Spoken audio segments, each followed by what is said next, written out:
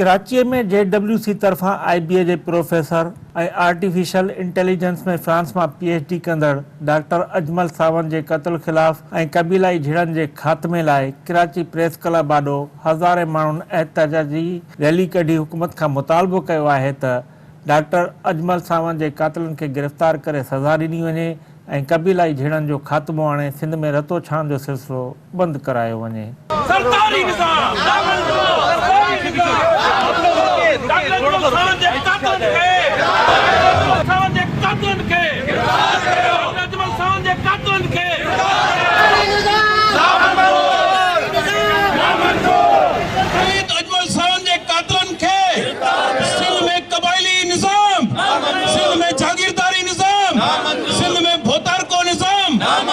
सच अमुन ऐं इंसाफ़ लाइ जाखोड़ींदड़ तंज़ीम journalist writers civil society for truth peace and justice JWC तरफां कंदकोट में कबीलाई दहशतगर्दी जो शिकार बणियल सिंध के बरख तालीमदान शहीद डॉक्टर प्रोफेसर अजमल सावंत के कातिलनि की गिरफ्तारी ऐं कबीलाई दहशतगर्दी खिलाफ सिंध के सभी डिवीज़नन में एहतजाज करण बाद सिंध की राजधानी कराची में भरपूर एहतजाज किया वयो। निटाण उस ऐं सख्त गर्मी में डॉक्टर अजमल सावंत ऐं कबीलाई झेड़न खिलाफ कराची की तारीख़ में इहो पहिरियों एहतजाज हो जैमें सियासी समाजी सिविल सोसाइटी सहाफ़ियन लेखकन अदीबन शायरन फनकारन वकीलन औरतुन ॿारन शागिर्दन मजदूरन माहीगिरन समेत जिंदगी के मुख्तलिफ़ शोबन से ताल्लुक़ रखंदड़ माण्हुनि वॾे अंग में शिरकत कई।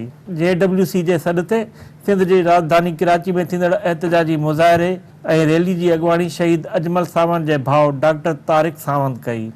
एहतजाज में मुल्क की नाले वाली रकासा समाजी अगवान शीमा करमानी इंसानी हकन वाली तंजीम जो को चेयरपर्सन असद इकबाल भट्ट JWC सदर जुल्फकार खासकेली जनरल सेक्रेटरी शौकत नूनारी जफर अबड़ो रोजानी जीजल के एग्जीक्यूटिव एडिटर JWC के अगवान काशिफ निजामानी नाले वारी लेखका अदीबा अतिया दाऊद सिंधी अदबी संघ के अगूणे सेक्रेटरी जनरल ऐं नाले वारे अदीब मुख्तियार मलक औरत फाउंडेशन की अगवान अनीता पंजाणी नाले वारे कानूनदान ऐं लेखक जावेद काजी सिंध लीगल एड कमेटी के अगवान मोहम्मद खान शेख वकील अगवान अब्दुल गनी बजारानी advocate Ghulam Rasool Soho advocate Ashraf समो कौम परस्त अगवान नूरदीन जमाली सिंधानी तहरीक जी पिरह सुमरो साना अगवान एजाज शेख समाजी अगवान खुदा दिनोशा अवामी तहरीक जे अगवान अब्दुल्ला बपड़ AGP अगवान हरीफ चांडियो रशीद सधायो STP अगवान Hayat Tunio Aamir Nawaz Wadach Mehran Shah Sindh high court bar Karachi Malir Sanghar Kandhkot bar के अगवानन कराची प्रेस क्लब के सदर Saeed Sarbazi federal union of journalist के सदर GM जमाली KU के अगवान इम्तियाज फारान ज़मीर हाजाणो समाजी अगवान रियाज खेमटियो समेत हज़ारे माण्हुनि शिरकत कई। एहतजाज में शहीद डॉक्टर अजमल सावंत के भाउ डॉक्टर तारिक सावंत समेत संदस कुटुंब के फर्दन पिण शिरकत कई। मुज़ाहिरे ऐं रैली दौरान शहीद प्रोफेसर डॉक्टर अजमल सावंत के कातिलनि की गिरफ्तारी कबीलाई झेड़न ऐं पुलिस की लापरवाही खिलाफ सख्त नारेबाजी कई वई। सरकारी निज़ाम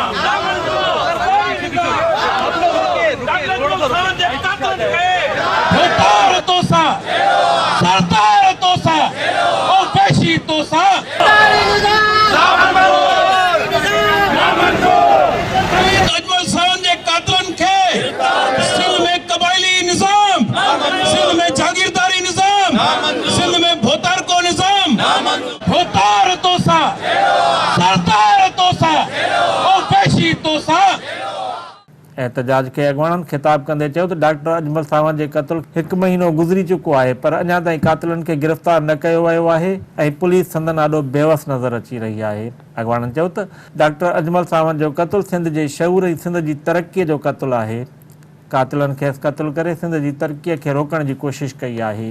मैं सिंध की एक बेटी हूँ और मैं समझती हूँ कि सिंध का जो धरती है वो अमन की धरती है, वो प्यार और मोहब्बत की धरती है।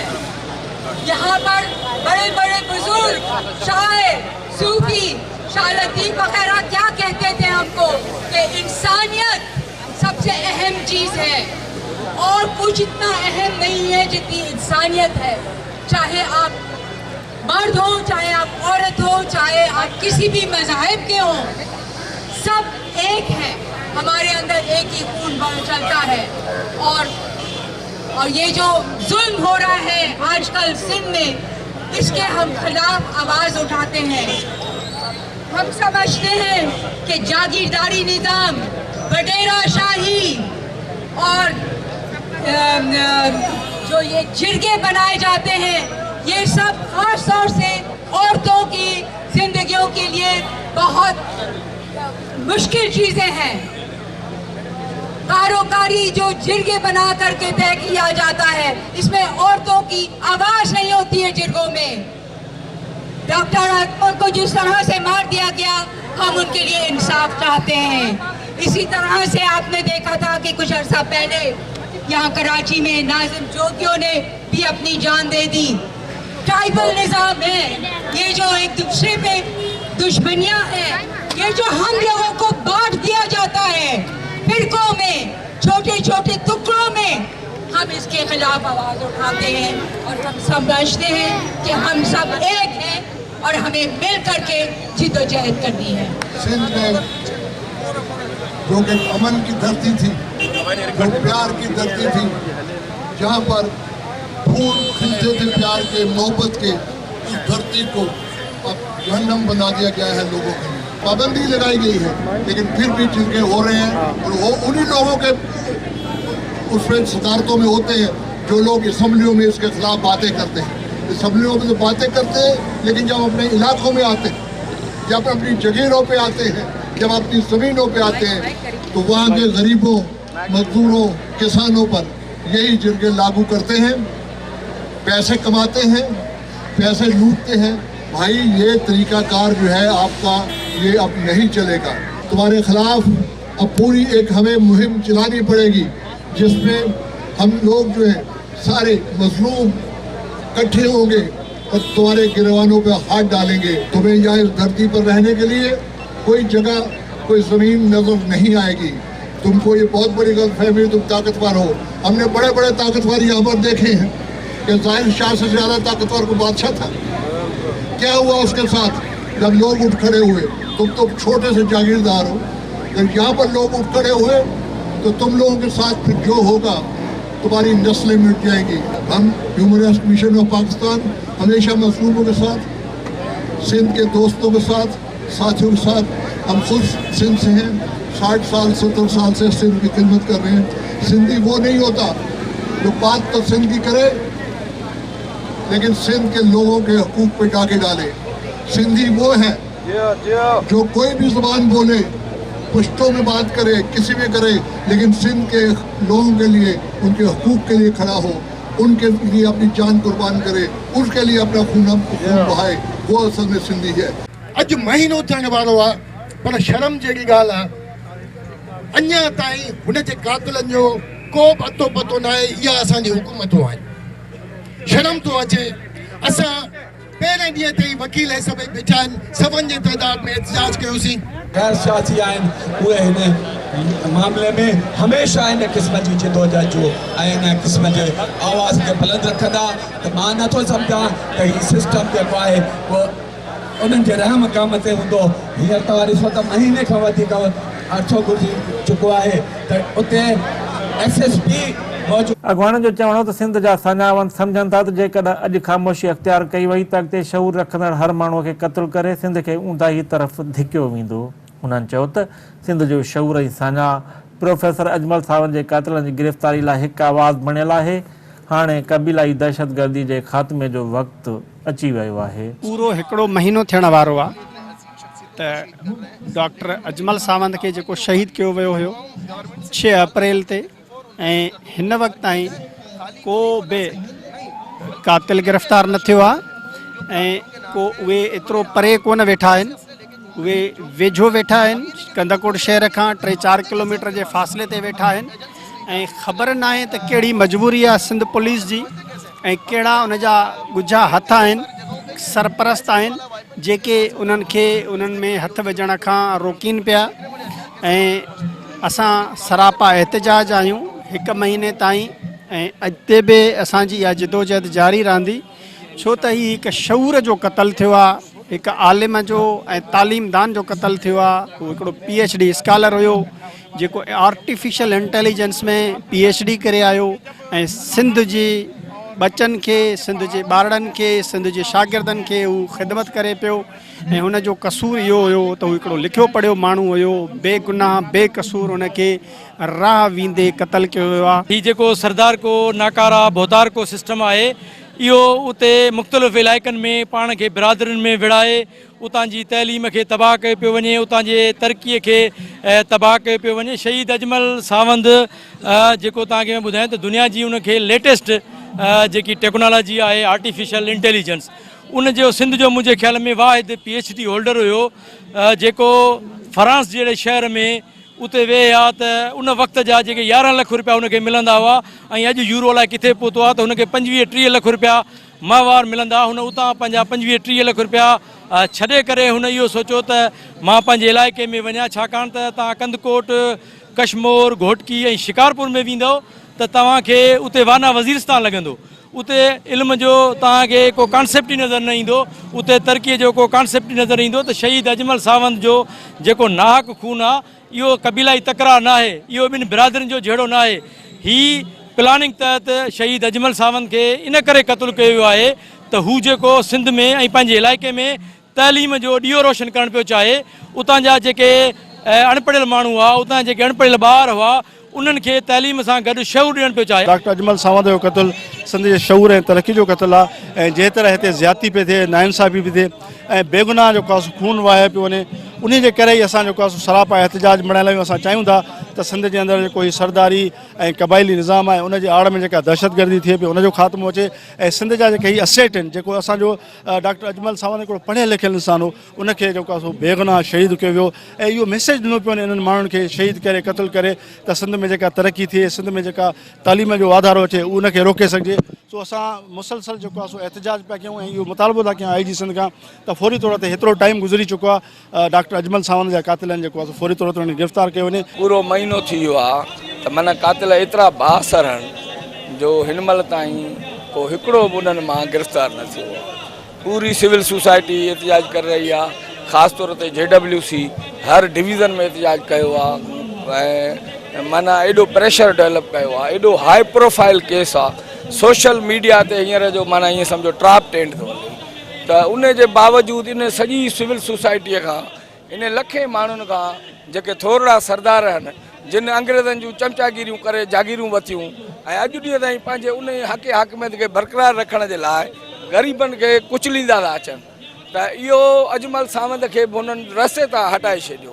इहो बछ ते क़तलु थियल आहे, सिंधीअ में चवंदा आहिनि बछ ते क़तलु, सो उन्हनि बछ कई आहे। मोरा आहिनि हल्का जेके इहे नाला आहिनि त हीअ असां चऊं था त हिकिड़ी क़बाइली सोच नफ़रतुनि जे बुनियाद ते जेका इहो सियासत या ख़तमु थिए, ज़ात बरादरीअ जे नाले ते झेड़ा न थियनि ऐं अहिड़ा हीरा असांजा इन्हनि मामूली झेड़नि में मारिजी वञनि त हीअ हिकिड़ो टारगेट माना तरीक़े सां मारियो वियो आहे ऐं जेसीं ताईं हिन जे कातिलनि खे केफ़र किरदार ताईं न पहुचाईंदासीं तेसि ताईं असां चुप करे न वेहंदासीं।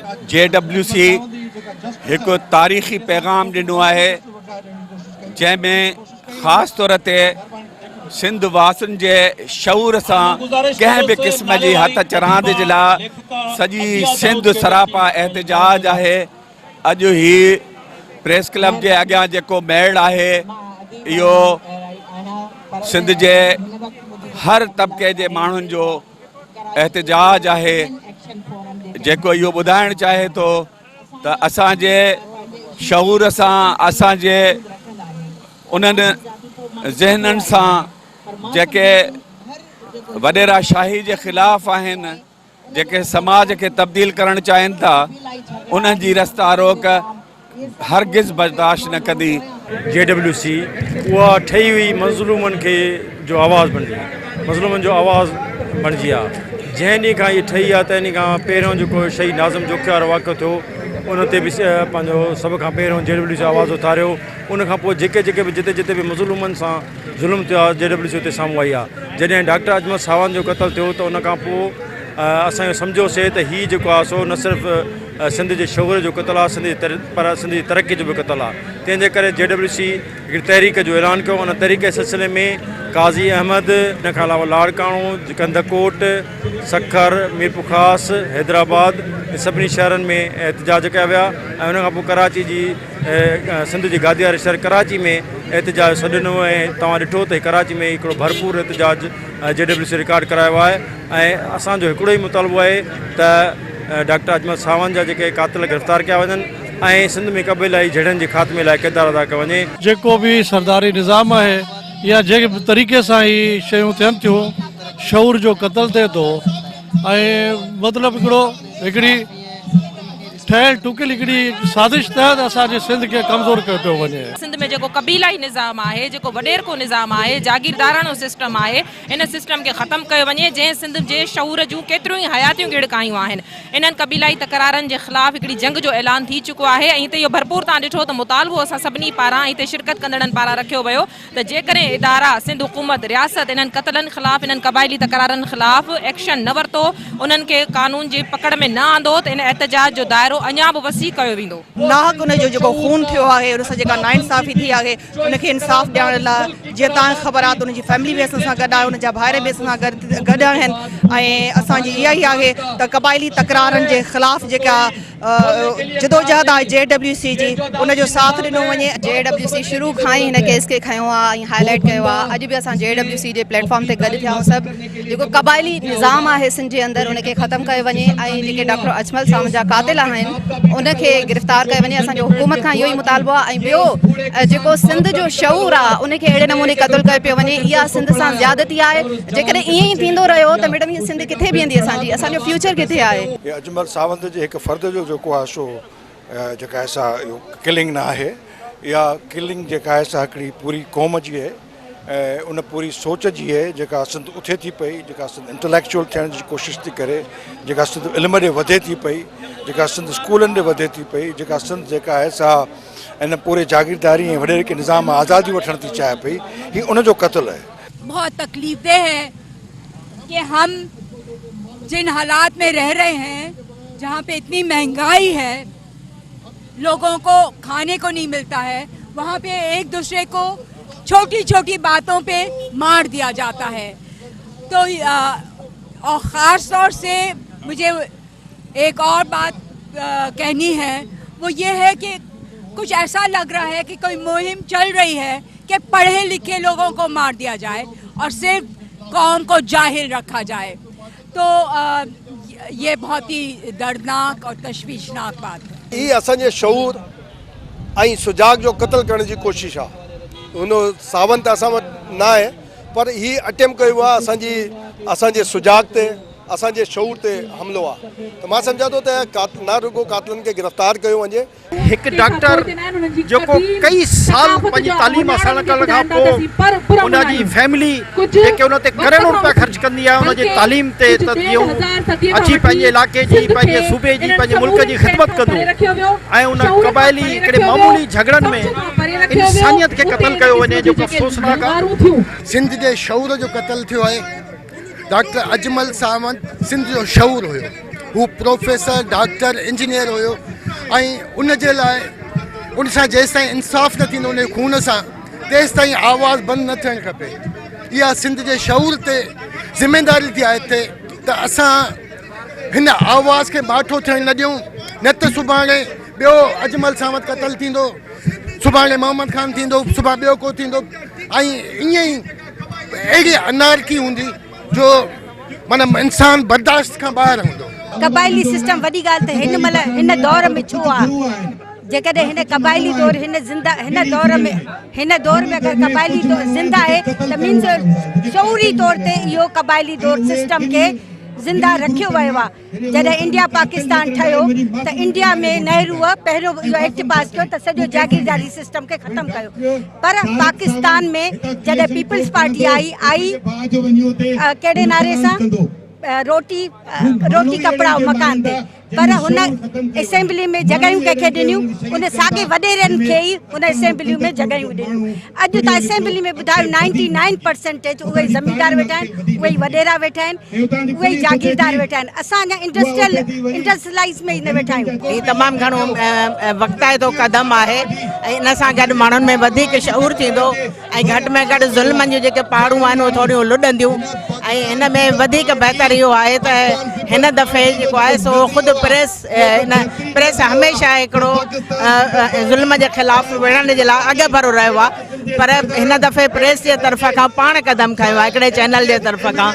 मां सम्झां थी हिकिड़ो इंतिहाई वक़्ताइतो क़दम आहे। डॉक्टर अजमल सावंत जो जेको खून थियो आहे, क़त्ल थियो आहे, इहा का मामूली ॻाल्हि न आहे, इहो वॾो नुक़सानु आहे। जंहिं क़ौम जे अंदरि पढ़ियल लिखियल ऐं तमामु जेके इंटेलिजेंट माण्हू ईअं ॾींहं ॾिठे जो क़त्ल कया वेंदा, ईअं ॾींहं ॾिठे जो असांखां जेके त परे कया वेंदा, शऊर खसियो वेंदो, त उहा जेका क़ौम आहे उहा कर मथे खणी करे कीअं हलंदी। एहतजाजी मुज़ाहिरे में घुर कई वई त IBA कंदकोट खे डॉक्टर अजमल सावंत जे नाले सां मनसूब कयो वञे। एहतजाज दौरान ठहराव मंज़ूर कंदे मुतालबो कयो त डॉक्टर अजमल सावंत जे कातिलनि खे बिना देर गिरफ़्तार करे अंजाम ताईं पहुचायो वञे ऐं उन क़त्ल पोयां लिकियल साज़िश खे पधिरो कयो वञे। हुकूमत रियासत खां मुतालबो कयो वियो त सिंध में सरदारी निज़ाम खे बुंजो ॾेई क़बीलाई झड़नि जे ख़ात्मे लाइ जटादार पॉलिसी जोड़े उन ते सख़्तीअ सां अमल कयो वञे। जेकी अजमल सावंत जा कातिल आहिनि उहे आहिनि वॾेरा, रियासत ख़ुदि उन जी कातिल आहे।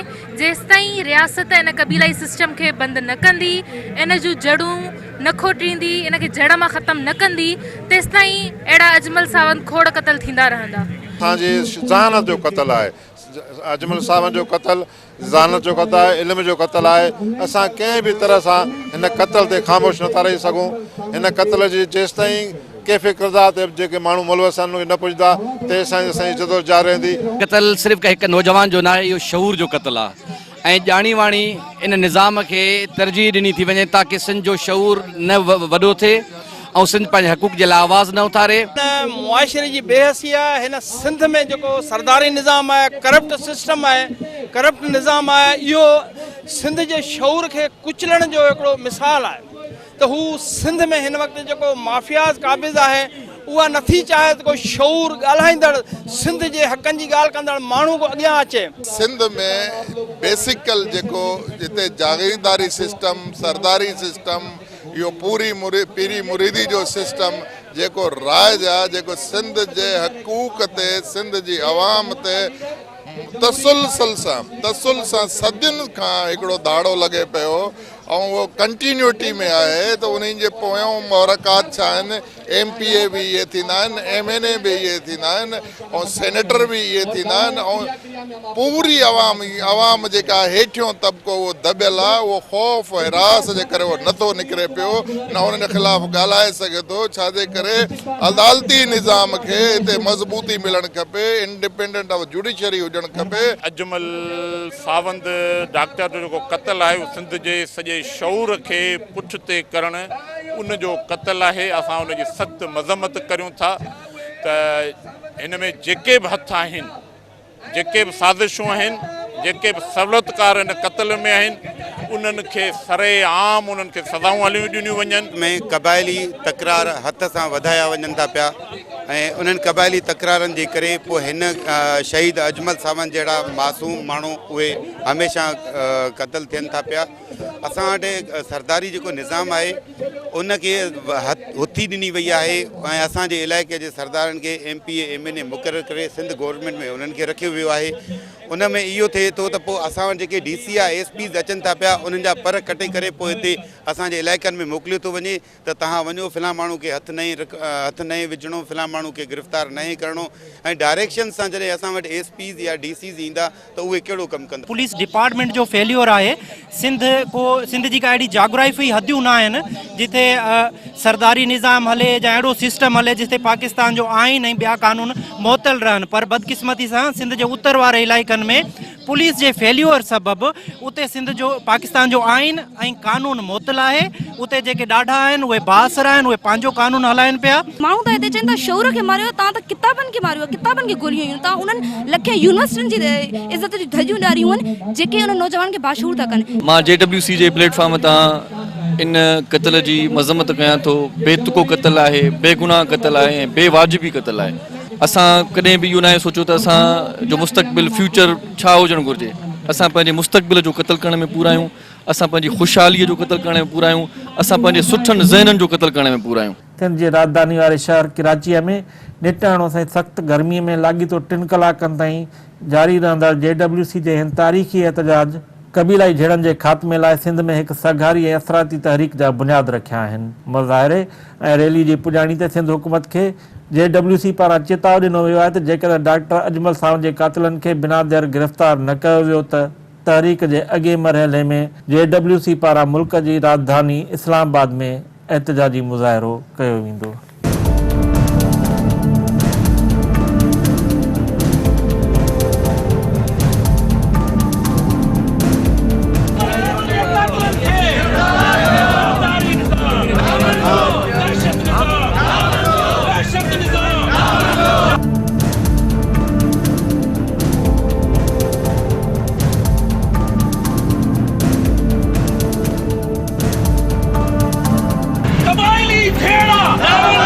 कबायली छेड़ा